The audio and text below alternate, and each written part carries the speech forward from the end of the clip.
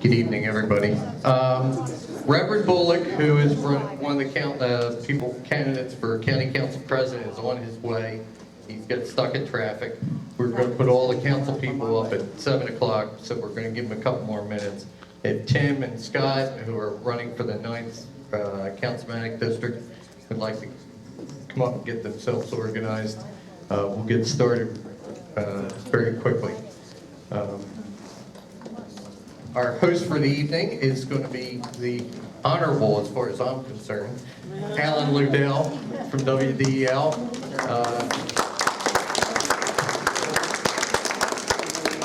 I appreciate everybody making it out this evening.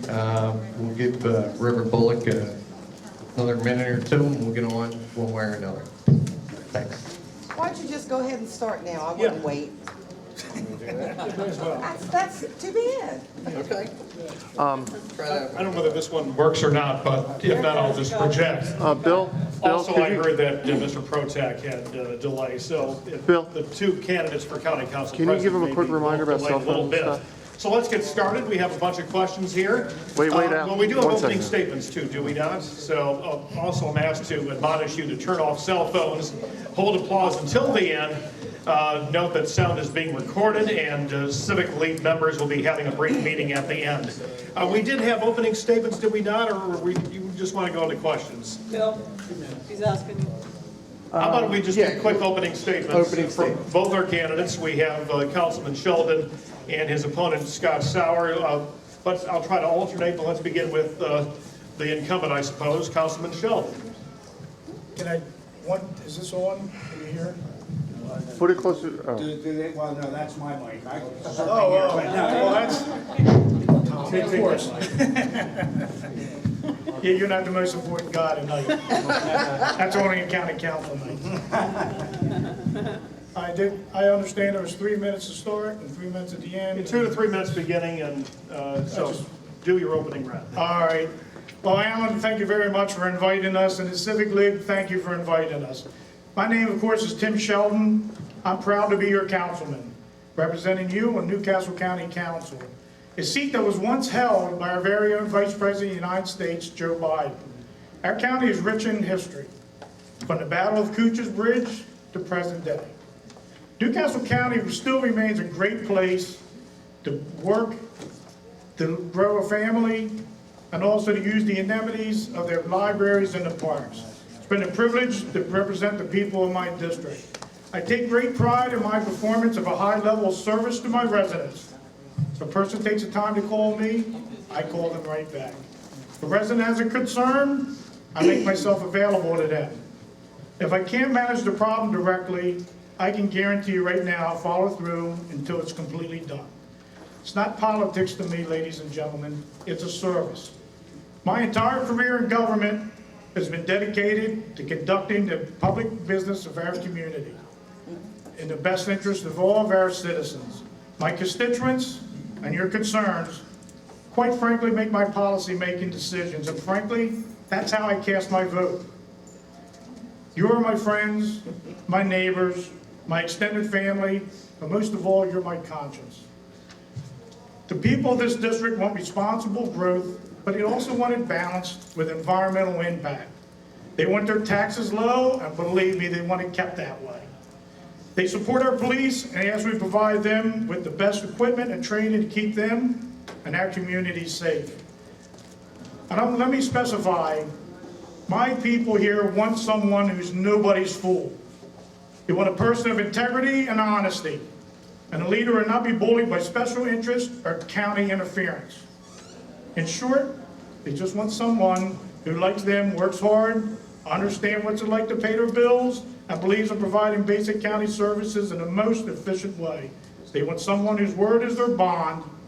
To that end, I pledged 8 years ago not to vote to raise taxes on the hardworking folks in this area, and I kept that promise. Time, Mr. Sheldon. Now you'll have many more opportunities. And to Mr. Sauer. Hi, good afternoon, and thank you all for coming out tonight. I really do appreciate it, and it's a great turnout. I was born in Milton, Delaware. I've lived in Newcastle County for the last 50 years. In 1988, I got married to my wife Jennifer back there, and that was the year that I got laid off from my first job, or the job I had. And I got I started my own business. I had a child that year and I bought a house, all in 1 year. It was a great year.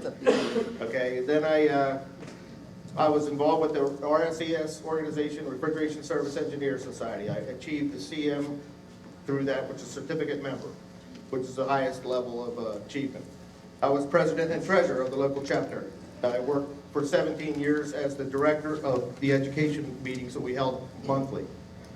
I'm a licensed contractor since 1988 in Newcastle County. I worked as an HVAC inspector for the town of Newport for 9 years. I bought my first laundromat 10 years ago, and then I bought a second one 5 years ago. I have worked, very hard at building up these businesses. I started with businesses that were in terrible shape and built them into profitable business. So I know what it's like to manage a budget. I'm a member of the Newcastle County Civic League and also a member of the Marshallton Civic Association. I'm involved with Newcastle County.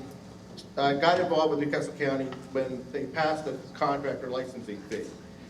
That was what hit me in the back. I felt like I had a target on my back. They said they were going to come out with a $400 fee for anybody that worked as a contractor, and I was against that.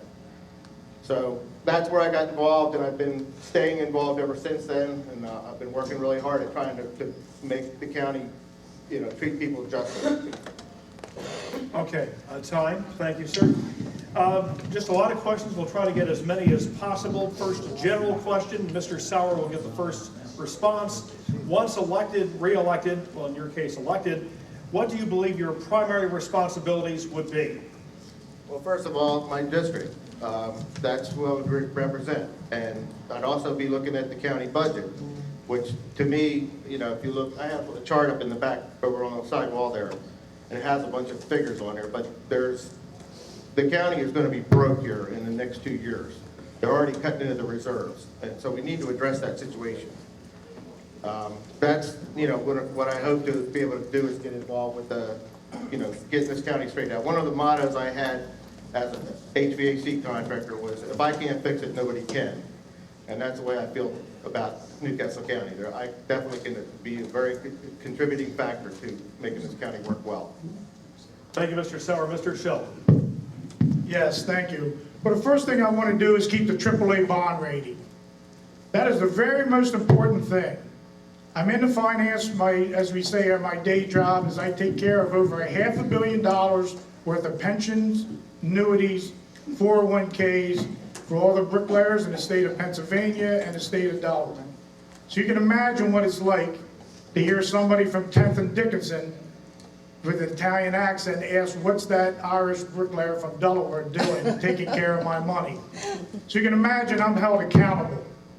The thing about the AAA bond rating, which I'm so proud about, is we just in September were able to save everybody in this audience $4 million.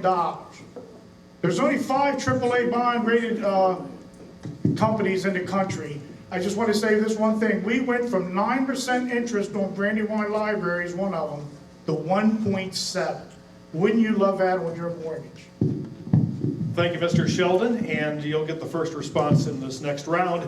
Again, some more general questions first. In order to stimulate growth and jobs, what incentives for economic improvement do you believe county government should offer? I think, first of all, I've always been in favor of the redevelopment.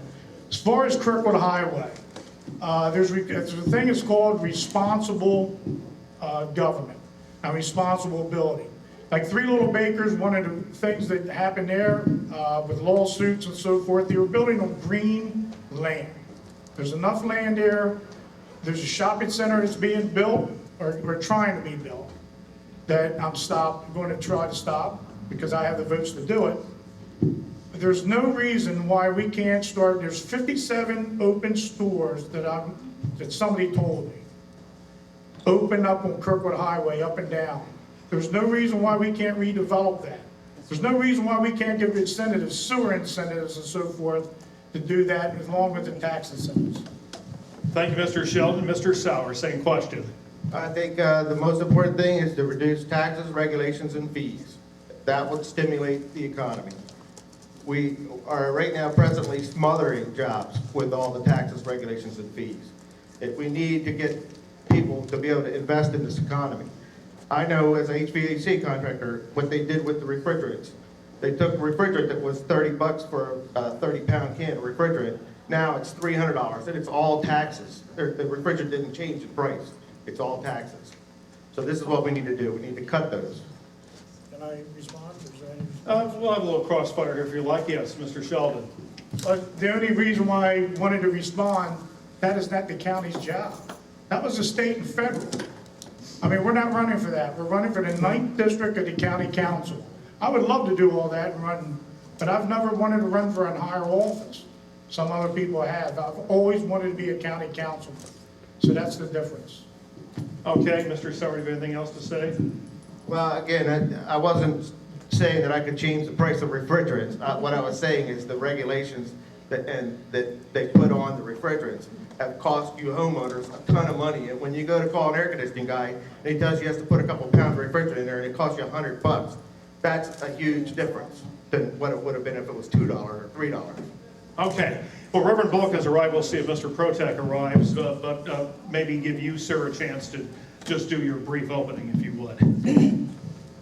Good evening, Alan, to my panelists, to those of you here. Forgive me for my lateness. I got caught in a little traffic jam. However, I'm here. I am the Democratic nominee to serve you as County Council President.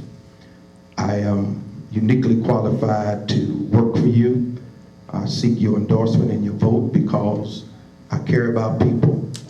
I know public policy. I'm a proven leader in the community and have a proven track record of getting things done. I've been a pastor for 30 years. I have an earned doctorate and postdoctoral work at Harvard University. I've been married 25 years, 2 sons. I live in the city, but my church is in the county. I'm here because I believe that the civic associations are very critical and important to the future of the county as relates to your input, your knowledge, your expertise around land use, the UDC document, and all the other pertinent issues that we have to face to move our county government from good to great.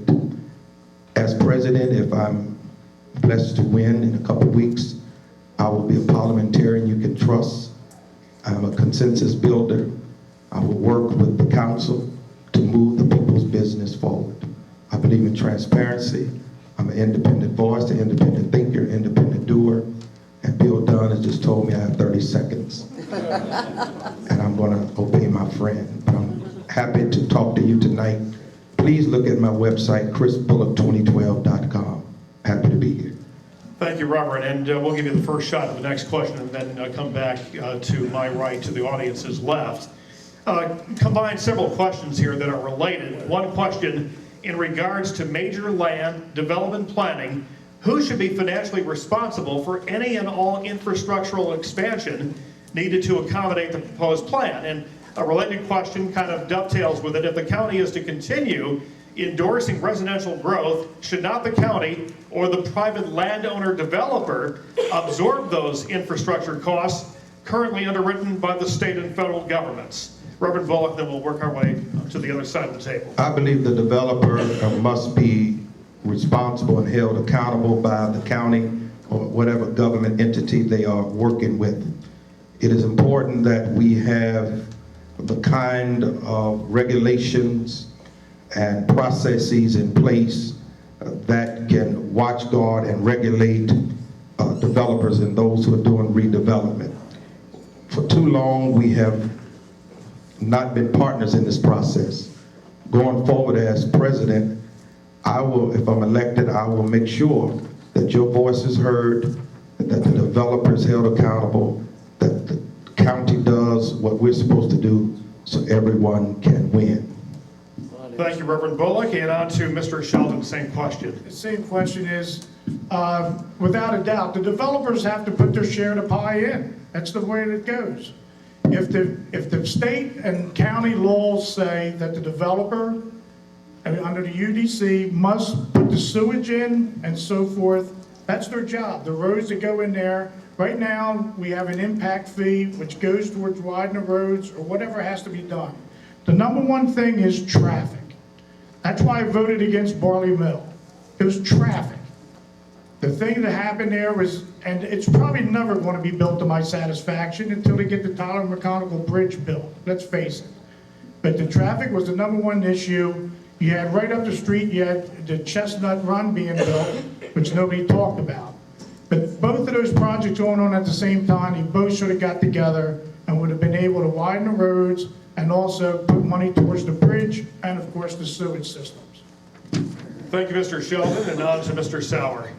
As far as the land development and who's responsible, I believe that Newcastle County is pretty much built out as it is. I don't think there should be too much more development. But again, I understand people that have a lot of land issues and they want to use it to, they've sat on that land for 50 years, whatever, they want to sell it or they want to develop it. And I understand that. So what we need to do is work with those people and make sure that there is no excessive cost to the government by them developing that property. That's pretty much straightforward. I don't think there's a whole lot else you need to say. As long as they're covering the cost of the infrastructure that's involved and the long-term effects like bus service and make sure that all that stuff is accounted for before that development's approved. If I could please get a little bit more specificity from all three of you on that. What percentage or what part, what component should be paid for by the developer versus the taxpayer through local or other government? Again, Mr. Sauer, work our way to the left. Again, I think, it depends on the size of the development. If it's a huge development and there's a major infrastructure cost to the county or the state, then that they should probably be a lot more involved in paying for a lot more of that expense. So all of it? I would say 75-25 maybe. Okay. How about you, Mr. Sheldon? If it's a land use problem that's below the canal and so forth, as far as a housing project, then I'm not too far off with what Mr. Sowers just said. But if it's an industry that's going to create jobs and are guaranteed to be so many percentage over $100,000 a year jobs coming to this state, not coming within, but coming down from another state, I think there needs to be incentive for that. We're doing that with other companies. Sussex County's doing it. They're taking the revenue away. The state has to put in because of all the work that has to be done. We only collect property tax. Right. So there's not much we can do. The state should have to put it in, not the county, is what I'm trying to get through. So I have a follow-up. You would differentiate on the basis of jobs, but if a strip mall comes around, they're going to say, well, we're going to create so many jobs. But not 100,000. If they're paying 100,000 is what I just said. If AstraZeneca, they were paying so many, I think that's what the percentage was so many percent was going to pay this amount, they would have to do that. If they did not do that, there'd be a clawback figure, which you would have to then, the company would have to pay. Their corporate headquarters, which is DuPont, AstraZeneca, any of the banks, you would have to claw back, and guess what? You owe now the county and the state. Thank you, sir. Reverend Bullock, again, what percentage would you differentiate between something big, as Mr. Sheldon just described, and run-of-the-mill? I think we'd have to look at all the details and to weigh shared costs, shared sacrifice, and at the end of the day, what's in the best interest of the voters. I agree with my friend Tim Shelton that in some instances, the state needs to do more. The county, we should hold developers in redevelopment projects accountable. But I believe shared costs, shared sacrifice, each situation is different, and it ought to be weighed on its merits. All right, thank you. Another major question. Begin with Mr. Sauer and work our way to my left. Your audience is right. In regards to redevelopment of properties such as the Chrysler plant and the Hercules Golf Course next to their research and development center, where is it documented that pollution is, or where it is documented that pollution is a problem, who should be held responsible for the cleanup costs? Should different cleanup standards be established dependent on the property's proposed future use or purpose future use, residential versus commercial? I would think that whoever created the waste should be the one that has to clean it up. Yeah. I don't think that the state or the county should have to absorb any of those costs. Okay. quick. Mr. Sheldon. Well, and I know that site very well, it's the Hercules site, which they went, of course, belly up. The one thing that happened there was actually Toll Brothers cleaned it up. And they cleaned it up and they won an award for the EPA. I actually went down on my own time to then Senator Joe Biden and asked what can happen there. And he got me Tonda Baker, it was one of his aides. Her husband actually works for EPA. We went out with Toll Brothers, the county officials, the state senator and state rep of the area, and we actually sat down with the developers and Hercules and found out where all the problems are after they were tested, bored, and so forth. And I'm very proud that after they were done, Toll Brothers actually won the award for the EPA of cleanup on that. And by the way, there's been no problems since that development's happened. Thank you, Mr. Sheldon. Reverend Bullock, same question. I think who is responsible is those or that company or entity that dumped or wasted the toxic or that which is not acceptable. I really am an advocate for environmentally sound projects, and we must be stewards of the land, respect the land, and those who don't respect the land should be held accountable.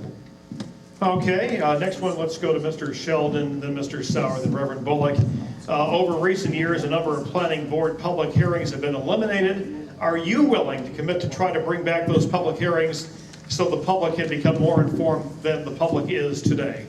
Mr. Sauer, or Mr. Sheldon. Yeah, look, I always had the DCA build a building, and I was the foreman on the job.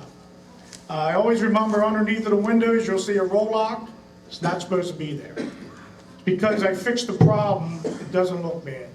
One of the problems I'd like to go back is the 9021, when we took the 301 resolution out of it, where you went and looked at it and so forth, and you looked at the property, what it looks like, the character of the buildings, the surrounding area. That's one vote out of about 2 or 3 that I wish I would take back. Now that I understand land use issue, that's one of the things that could be taken back. Okay, Mr. Sauer. I believe that all public meetings should be broadcast and viewable by the public. I think that, we ought to make access to these meetings to as many people as possible. That way you're going to find people will speak out on an issue. Right now, they don't see those issues because it's all hidden. They do the meetings at 3 o'clock in the afternoon when people are at work. It's really a bad situation. I think it needs to change. Okay. Before we go to Reverend Bullock, I just want to be clear, Mr. Sheldon, would you bring back planning board public hearings? Yes. Okay. That was it. All right. Reverend Bullock. Yes, I would, because the people's voice, your voice, particularly the civic associate, your voice is so important. Historically, you've been involved under different administrations, then you were not at the table. If elected president, I would bring you back to the table because your input, the planning board, that is critical. All great ideas do not sit on the council. We need folks who have great ideas to meet with us on a regular basis. And I would advocate, if the budget allows it, when we meet, have a little food and get to know each other, because it's important that we work together, we have buy-ins, and we bring back your voice, your input, because without your voice and your input, we can fall short. Okay, let's have Reverend Bullock respond first to this next question, then Mr. Sauer, then Mr. Sheldon. Currently, the county enforces rules about the residents' grass height. The county has no defined maximum building height and allows developers to estimate an average height.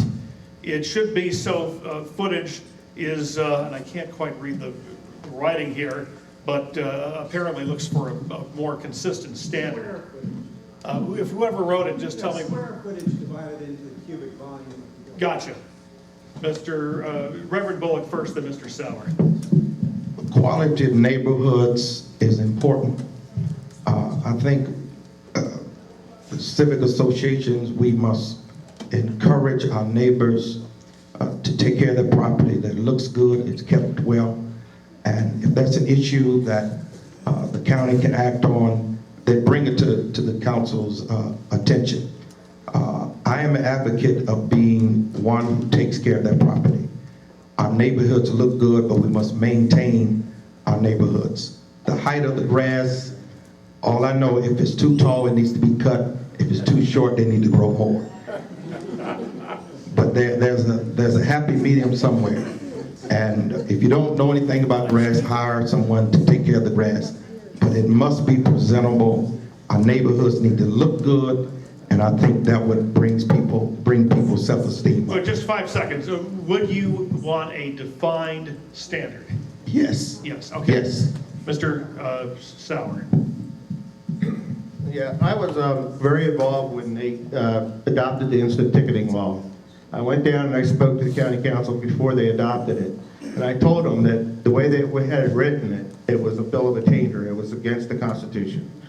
They told me I wasn't a lawyer and they had good representation from their attorneys. And they went ahead and voted for it and put it in place.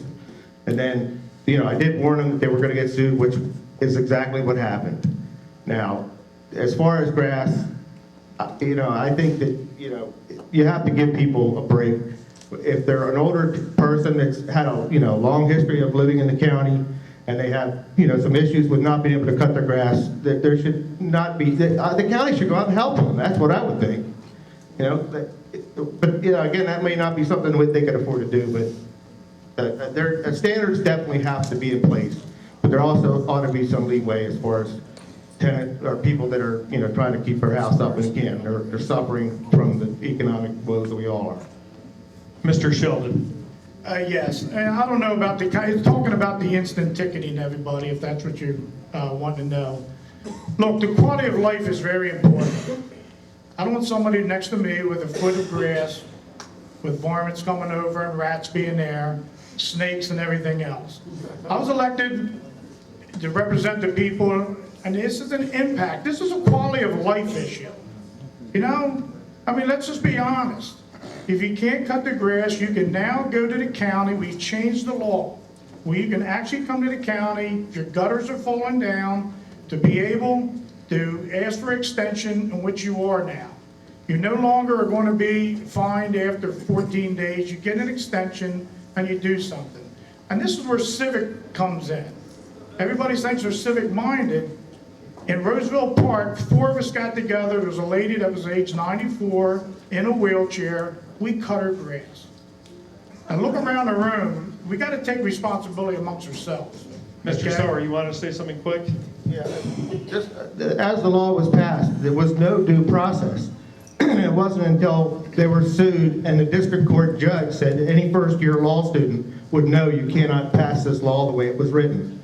So, they did change it, but there were hundreds of people that were affected by it. There was a guy who had a car that he had to take off the street because he had lost his job and he had to take his tags off of his car because he couldn't afford the insurance.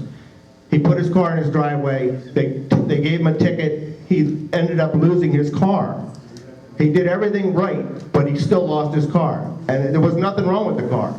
And this happened before they changed those laws. But there were thousands of people ticketed under that ordinance. Okay. Mr. Sheldon, you have a rebuttal to that? Well, I just totally disagree with my opponent. I didn't hear about thousands of people losing cars and so forth like that. Again, the quality of life, think about it. When you're in this position, you want somebody that's living next to you just as you live next to them. Why would you want somebody that has grass? We actually had people with toilets outside in different neighborhoods. Meadowwood, believe me, tens of thousands, literally, I'm telling you the truth, tens of thousands of people in the 9th district, I don't know about any other district, love this bill. And there's no way that this can be changed and be elected in the 9th district. I can guarantee you, every civic association that I go to, which is 25, love this bill. Well, I have a quick follow-up. I don't intend for you to spend a whole minute on it necessarily, but there's a back to natural habitat movement. Don't do the green lawn. Don't waste the water. Plant more natural shrubs and all, and kind of make it a little different from a normal yard.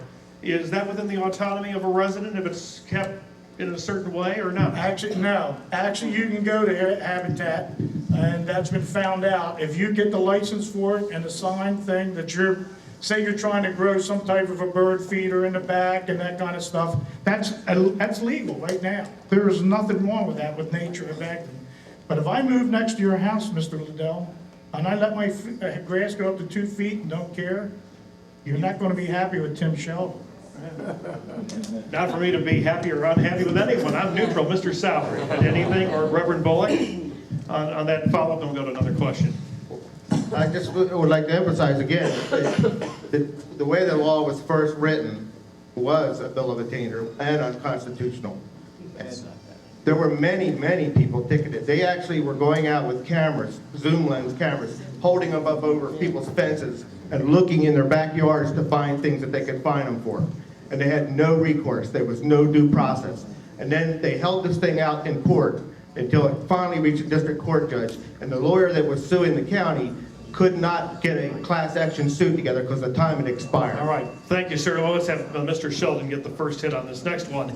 If it is determined that the only way we can bring county public safety back to full staffing is to raise revenue, either by taxes or fees, would you vote for those increases? Mr. Sheldon. Mr. Liddell, I've voted against every tax increase in the past 8 years. I'm not going to start today or tomorrow or the next time. What we have to do is we need technology, which we're working on. We have a new text tip program. We've got new innovation ideas. We actually have cameras. You see them on the, as far as the regular streets, as far as the ticketing and so forth, as you go through red lights. We can do the same thing in the communities. There's a lot of technology out there as far as speeding. Speeding is one of the major things that people go through stoplights and so forth. If you can buy those, they take the picture of you as you're speeding through, takes care of the same thing. You have it in Virginia, some portions of Maryland. There's no reason why we can't do that here. All right, Mr. Sauer. What was that question again? If it is determined the only way we can bring county public safety back to full staffing is to raise revenue either by taxes or fees, would you vote for those increases? I'd have to really look at the books, to be honest with you, and I have not been able to get all of the information I need to make that decision at this time. But I would be against raising any taxes or fees. Reverend Bullock, same question. I would not be for raising taxes. I would encourage the council not to raise taxes. I would, however, lead as county president and look at new deployment strategies. I would encourage community policing, crime prevention that engages the POW centers, community-based organizations, would have a healthy and robust discussion around the causes of crime and what crime does to neighborhoods, lives, and people. Therefore, I am a proponent of community policing, and I believe that we have, and I know we have a great team in terms of our law enforcement. We need to give them what they need to be effective, but to raise taxes right now in this economic climate would not be healthy. All right, thank you, Reverend Bullock. You'll get the first stab at this next one. This is kind of internal, but kind of interesting. Many state representatives and state senators share aides both in Dover and in their home counties. Do you think county council persons should share aides as well? No. And the reason I say that is because, let me rephrase that. I'm not going to presume that I'm going to win. I can't answer that question till I get in and find out how the organization structure works, why we need aides, and do we need to share aides? We need, if you ask me in December if I'm elected, then I'll be able to answer that question a little better. Reverend Bullock, thank you. Mr. Sheldon, same question. Sharing of aides. Very easy for me. I think I have one of the best aides there is. Without a doubt, if you live in my district, I've been to 330 civic meetings in 8 years. I've had over 50,600 phone calls that have come in and out of my office to constituents. I've had over 75,993 emails come in my office and out of my office as of October 1st. You don't think that's enough for one aide? We really, I don't live in a city. I'm the only councilman that has no metropolitan, no towns, anything to rely on. Some other people do. But for Tim Sheldon, I need an aide. I have the life to prove it. It's on the back of my card. Please read it. That's what the service you get when you vote for Tim Sheldon. All right, thank you, Mr. Sheldon. Mr. Sauer, same question, sharing of aids. Well, I can tell you, I've been running 4 different businesses over the last 25 years. I've never had an aide. I've never had a secretary. I've always done all the work. I do all my own bookkeeping. So I don't know. I don't know what it would be like to have an aide. But, so I can't really answer that question. I don't know how much help I would need. I could probably do most of it myself. All right. I do have just a question for the organizers of this event. We're going to go another 5 minutes, 10 minutes, or what do you say? Before other people have walked in? 10. About 10 more, okay. Try to do these then quickly. Let's begin Mr. Sauer, first response. With the expansion of the sewer network south of the canal and the expense of meeting stricter EPA standards for sewage systems, how would you pay for the needed rebuilding of existing areas of the network? Mr. Sauer. Are you talking about north of the canal? It said here south of the canal, and undoubtedly a lot of the new construction is down there. Well, is there other problems with the stuff that's south of the canal? Is that what you're asking me? That's the implication in the question. Okay, well, I guess, we'd have to look at it from the perspective. I've been involved with sewer work. I know exactly what they look like inside. So I think I would be a great person to have to be able to analyze that question and be able to make a really good opinion and idea. I'd have good ideas that I could, bring to this county. Okay, Mr. Sheldon, sewer network south of the canal and the expense to meeting stricter EPA standards. Yeah, I don't know if I heard an answer or not, but I'm going to give you the right one. There is need down below the canal to have expanded sewer, without a doubt. You have to fix what the infrastructure is. The EPA is mandated. Brandywine 100 was going to be fined $400 million. So we had to go in there. We budgeted over $300 million. That's why the AAA bond rating is so important, ladies and gentlemen. To borrow that money at 1.7 instead of 9%. Okay? So we have to put the infrastructure in. It does get paid back by impact fees. The people that buy the houses, I think the fees, don't quote me, I'm sorry, is around $16,000 to hook up to the sewers. Correct me if I'm wrong. That's where the money comes back. But as long as you got the AAA bond rating, money is actually called cheap in the financial industry. So that has to be done. The fines are way worse. And nobody wants EPA to come in your back door. Once they're here, they'll never leave. Mr. Sauer wants rebuttal. We're very close to the end. Just a couple seconds. What do you want to say? Well, I was just going to say, as far as what Tim was just talking about, the AAA rating is based on the fact that the county has unlimited taxing ability. And that's the reason they got it. They borrowed $59 million to pay off another bond. So it's like taking one credit card and paying off the other credit card. Now you got a lower rate. Of course, that's good, but you didn't pay off the debt. Okay, Mr. Sheldon, you want to rebut that? It's very easy. What is better? Borrowing money to go on a vacation or borrowing the money to build a house? This is something to build a house. There's a difference to bond. The bonding agency is like I said, is AAA. It's you buy it at cheap. What we did, we went from 59 million to 55 million of bonds like that. Okay. And it was very good to do that, and that's why we need a AAA bond rating. We are lowering your tax. We don't have to raise taxes 4% just because of having a AAA bond rating. Your time is on us. Reverend Bullock, you want to AAA bond respond? rating enables us to take care of our business, the infrastructure, all of the things needed to take care of our communities, to build what we need to be built, must be done in compliance with the laws, with EPA, with our triple bond rating. Gives us great opportunity to do some great things. I would also add, and I agree with my friend Tim Sheldon, we should always keep the people's voice at the table. Always engage the civic associations. Whatever project we do, let's think about quality of life, think about infrastructure, think about what's in the best interest of all the community stakeholders. Okay, we were about coming to closing statements. Mr. Protak has just arrived. Of course, he's running for county council president too. I need a ruling from you on how you want me to handle this. Maybe do push-ups? I think I'd let them all do their closing. Okay, why don't you all do your closings, and Mr. Pro Tem can do a combined closing and opening, okay? Let's first have Reverend Bullock. Just closing, whatever you want to tell our audience. Again, I want to thank you for hosting this wonderful debate. I witnessed a very fiery exchange from the two to my right. And that's what democracy is all about. It's about shared ideas, drawing a contrast between opponents. I'm ready to serve now.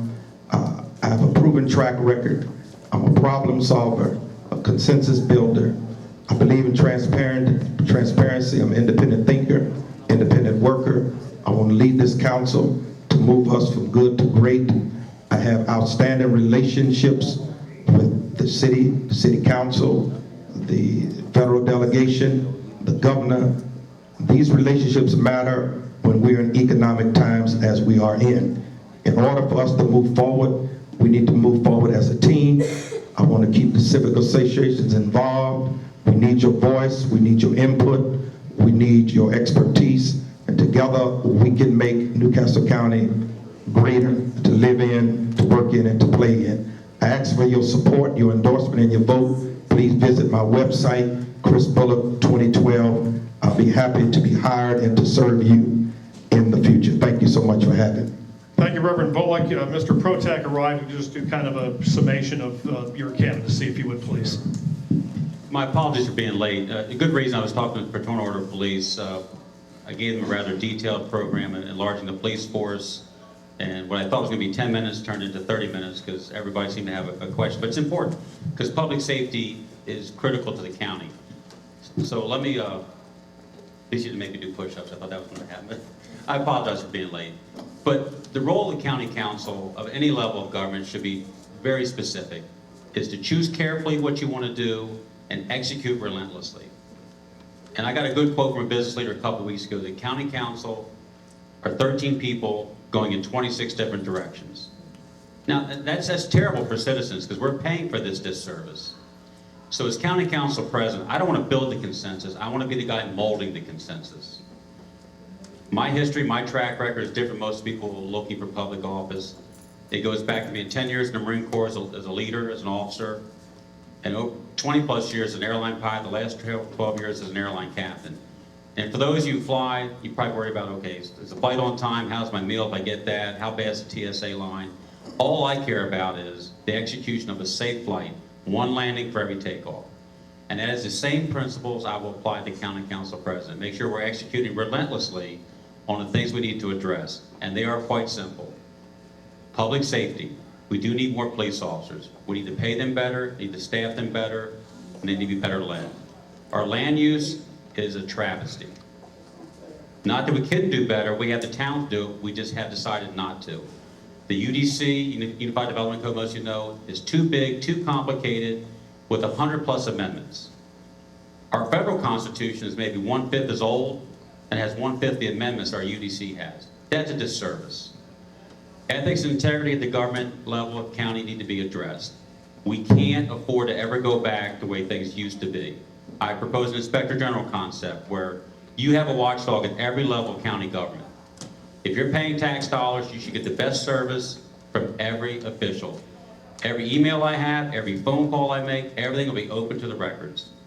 You might fall asleep reading it because it'll be pretty dull most of the time, but I want you to have that access. It's important. And most of all, be a defined leader at every level of county government. This is no time to shirk on the realities. We have some dire choices to make at the county in the next few years. Our reserves are running out. The tax base seems to be shrinking. The economy is not growing. We do as much as we can, I say, to choose carefully, but execute relentlessly. That's my background. That's who I am. That's how I tend to run things. I don't want to be the king. I just want to be the leader of county council and serve you. And again, I apologize for being late, but every officer and half these guys had sidearms, kept popping up with questions. And they were good questions because you know what? They feel like they've been screwed. Okay, I'll leave it there. Thank you, Mr. Protek. Good that you were able to make it finally. And let's go to our two candidates for county council. We didn't draw a coin on who goes, but How much time do we have? Probably doesn't matter much. How much time do we have, Mr. Liddell? 2.5 minutes. Go ahead, Mr. I want to Sheldon. know exactly, because I thought I got shortchanged. No one will. Okay, to that end, I've pledged, to my constituents, I pledged not to raise taxes on the hardworking folks of this family, of this business. I've kept that promise. In fact, if you look at all my old campaign literature, every single issue that I put in there was something that I would do, I actually did. I understand this district. Look, my hands are calloused, yet I've been fortunate enough to study at the Wharton School of Business this past spring. I tolerate politics, but I'm not a student of policy. Look, folks, I've laid bricks all over this tri-state area. But yet I gave a speech in 2010 at the University of Notre Dame on why the middle class should be involved in politics. I understand what it's like to be a single parent, raising children, but also know the blessings of life and marriage, as I recently got engaged in Rome. I know this district because I love this district. The people are the ones that keep me grounded.